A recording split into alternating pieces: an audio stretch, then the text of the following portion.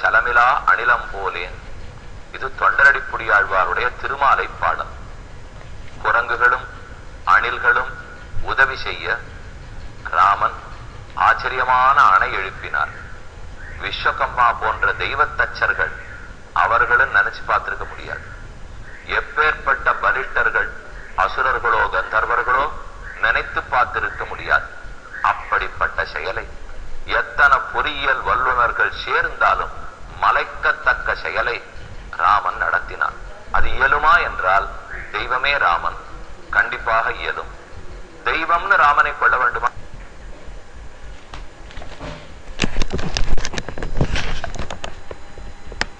மனிதனாக இருந்தால் இயலுமா?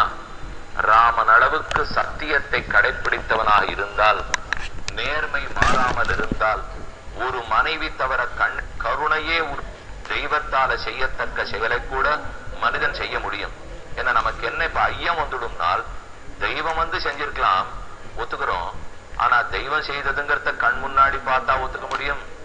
இது ஒரு சாராருடைய கருத்து. மனிதனா இருக்கிறார்னா ராமனை ஒத்துக்கிறோம், ஆனா மனிதனால இதை கட்ட முடியுமோ? மற்றொரு சாரார் கருத்து. நாம எப்படிப்பட்ட மனிதர்களை பார்த்துட்டு இருக்கோம்?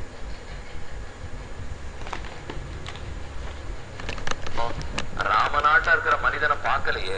அந்த அளவுக்கு சத்தியம், அந்த அளவுக்கு நேர்மை, அந்த அளவுக்கு கருணை, அந்த அளவுக்கு வீரம்.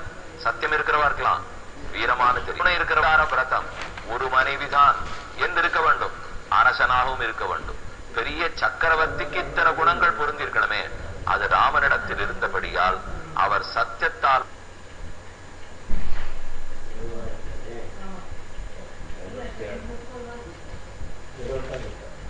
உலகத்தையே ஜெயித்து வைத்திருக்கிறார். வால்மீகி கூறுகிறார், சத்தியேன லோகான் ஜெயதி தீனான் தானேன ராகவஹா. அப்ப எல்லாத்தையும் ஜெயிச்சவர்.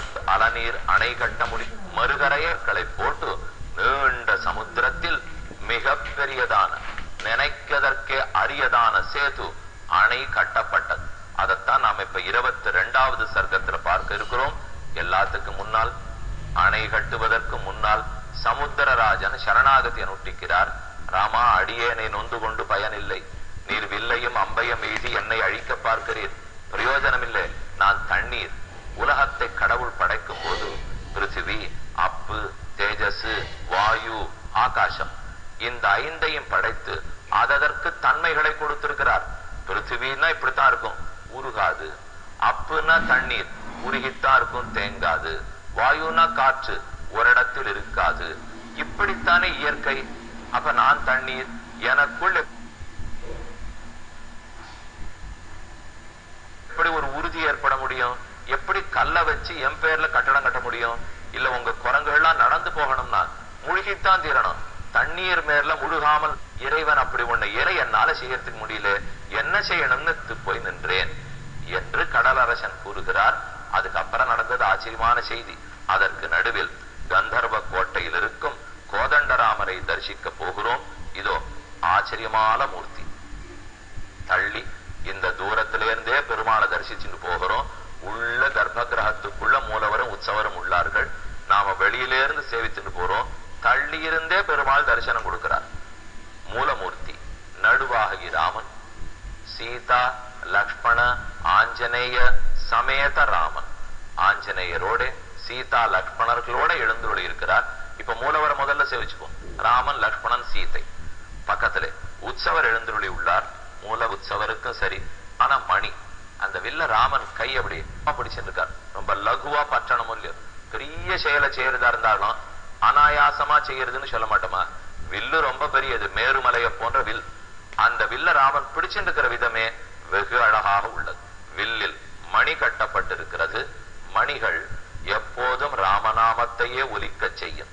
ஏனையம்மணி ஏழர நாழிகை ஆடியதம்மா அப்படின்னு ஒரு கவிஞரே பாடியிருக்கார். ராமன் போட்ட சண்டை, ராமராவண யுத்தம் நடந்ததே, அந்த சண்டையின் போது ராமன் கையில இருக்கிற வில்லோட மணி கண கண கண கண கண கண கண அப்படின்னு சத்தம் போட்டுட்டே இருந்துதான். ஏன்னா எத்தனை பேர் மடிகிறார்களோ அதற்கு தகுந்துதான் அது சத்தம் போடும். அப்பேற்பட்ட வில்லு அழகாக அதுல புதுப்பட்ட மணி. இந்த வில்லத்தான் இப்ப ராமன் கையில் எடுத்துட்டார். ஒரு வில்லால் ஓங்கு முன்னீர் அடைத்துலகங்கள் உய்ய செருவிலே அறக்கருகோனை சற்றனம் சேவகனார். சிலையினால் இலங்கசத்த தேவனே தேவனாவான். இந்த வில்லை பிடித்தவன் ஆரோ அவன்தான் தெய்வம். கல்லாதவர் இறங்கை கட்டழித்த காவுத்தனை அல்லால் ஒரு தெய்வம் யான் இலேன் என்று திருமணிசாழ்வாருடைய போஷனம். இந்த வில்ல காமிச்சேதான் அணைய கட்டியிருக்கார். இப்போ அணை கட்டினது குரங்குகளா, அணை கட்டினது பாறாங்கல்ல வச்சா? இல்ல, அணை கட்டினது வில்ல வச்சு. வில்ல வச்சுன்னு அணை கட்ட முடியுமான்னா வில்ல காட்ட அது கண்டு பயந்துதானே சமுத்திரராஜன் வழியை விட்டு இருக்கிறான்.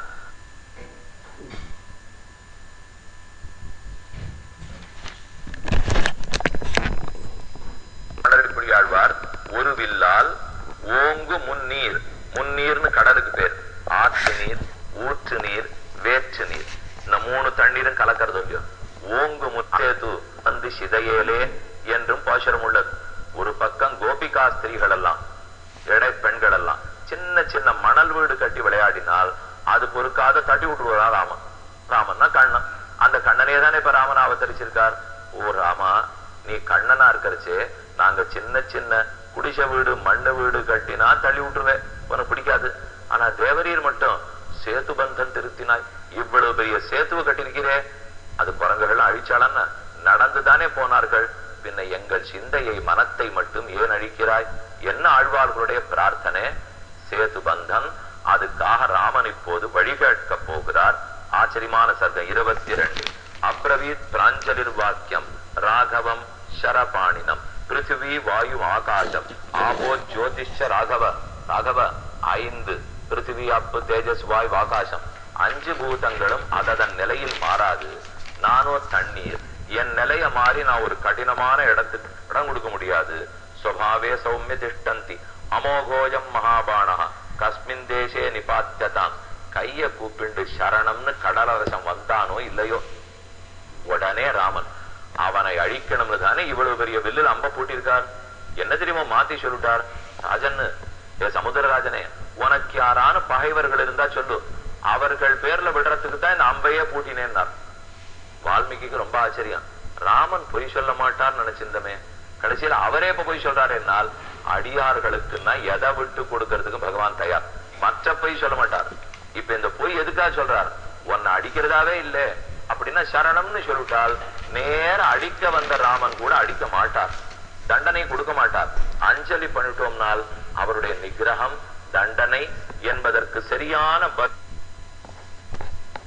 நாம கைய கூப்பிடுறதுதான், சரணம்னு சொல்றதுதான். நாம எத்தனை பாபங்களை புரிந்திருந்தாலும் அதற்கு தண்டனை கொடுக்க பெருமான் வந்தால் அப்போது துளியின் நடுங்காமல் கைகூப்பி மன்னிக்க வேணும், க்ஷமிக்க வேணும் என்று பிரார்த்தித்து அவர் தண்டனையை கொடுக்க மாட்டார். நம்ம எதிரிகளாரோ அவர் பேர்ல பாஞ்சுடுறாராம். அதைத்தான் இப்ப ராமன் கேட்டான். அமோகோயம் மகாபாணகா, என்னுடைய அம்பு வீணாகாது, ஆகவே எதன் பேரில் எய்ய வேண்டும், என் அம்பு எய்யறதுக்கு ஒரு இடத்தை சொல்லு என்று கூறினார்.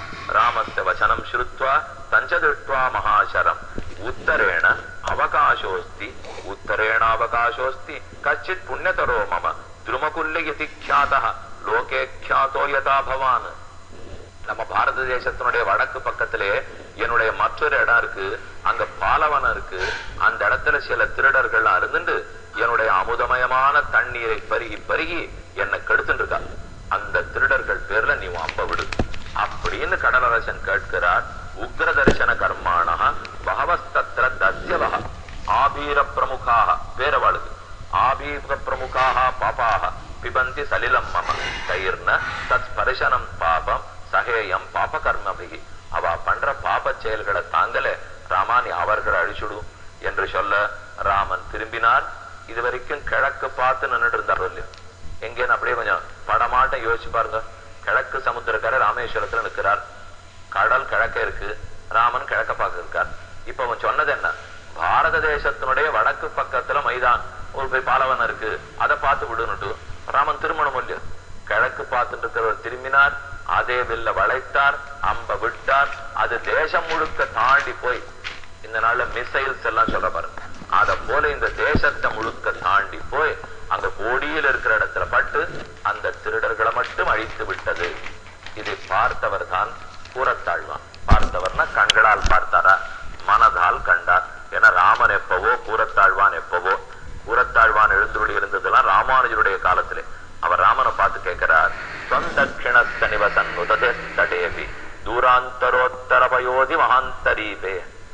ராமாயணக்கு ஒரு சந்தேகம்.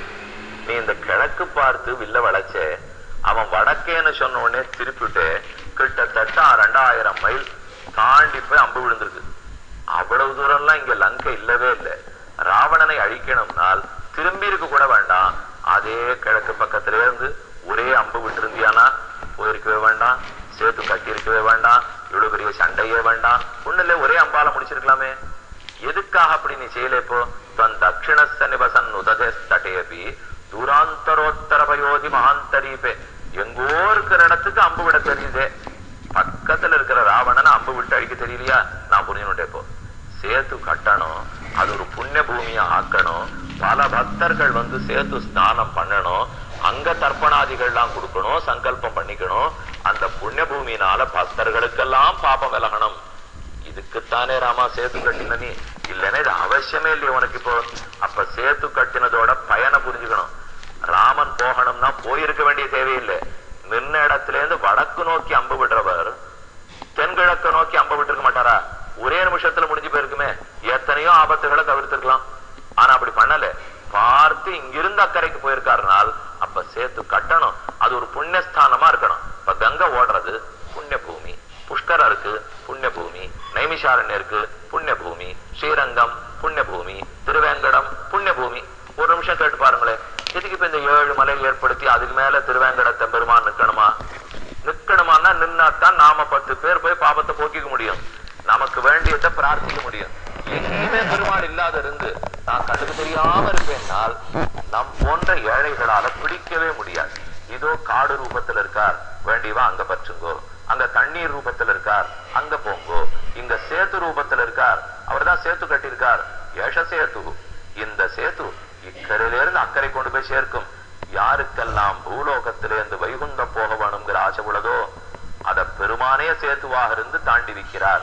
இதோ பாருங்க சாட்சி, சேத்து அவரே கட்டி வச்சிருக்கார் அப்படின்னு கூறணும் இல்லையோ. இதற்குத்தான் சேத்துவை கட்டினாய். இதுல என்ன இவ்வளவு பெரிய விசாரம் இப்போ இல்லையே என்று கூறத்தாழ்வான் அன்றே கூறிவிட்டு போனார். ஞாபகத்தில் கொள்வோம். ஏஷ சேதும் மகோத்சாக மகோத்சாக கரோது மயி வானரஹ அயம் சௌமிய நலோ நாம தனையோ விஸ்வகர்மண. ராமா, இப்ப உன் வேண்டுகோள் புரிந்தது, நான் அதற்கு வழி கூறுகிறேன். விஸ்வகர்மாவனுடைய மகன் நலன் என்பவன் உன்னுடைய கோட்டியில் இருக்கான். அவனுக்கு ஒரு தத்தவரக, அவன் வரம் பெற்றிருக்கிறான். அவன் ஒரு பாறாங்கல்ல தொட்டு மிதக்க விட்டால் என் பேரில் அது மிதக்கும்.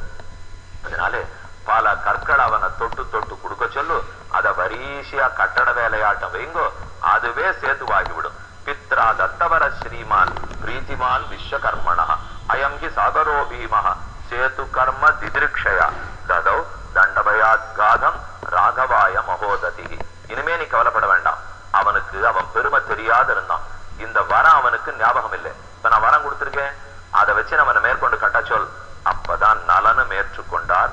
ஆம், நமக்கு அந்த வரம் இருக்கிறது, நான் இந்த செயலை செய்து முடிக்கிறேன். பர்வதாம்ச சமுத்பாட்டிய யந்திரைகி பரிவஹந்திச்ச. உடனே மலைகளெல்லாம் பேர ஆரம்பித்தன. கம்பர் கூடுகிறார். பல குரங்குகள், லட்சக்கணக்கான குரங்குகள் கூடி பேர்ந்தன மலை சில, பேர்க்க பேர்க்க நின்று ஈர்ந்தன சில, சில சென்னி ஏந்தின தூர்த்தன சில, சில தூர்க்க தூர்க்க நின்று ஆர்த்தன சில, ஆடி பாடின. ஒரு சில குரங்குகள் ஆடி பாடுறது, சில மலை பேத்துன்னு வருது, மரத்தெடுத்துன்னு வருது. பெரிய கோலாகலத்தோலே அணை கட்டப்படுகிறது. அணை எத்தனை நாள்ல கட்டினார்கள்? எந்த பொறியியல் வல்லுநர் கட்டினார்? யார் சேர்ந்து கட்டியிருக்கார்கள்? எவ்வளவு தூரம் பிடித்தது? எத்தனை அகல நீளம் இருந்தது? ராமன் எப்படி அதுல போனார்? ஆச்சரியமான கதை.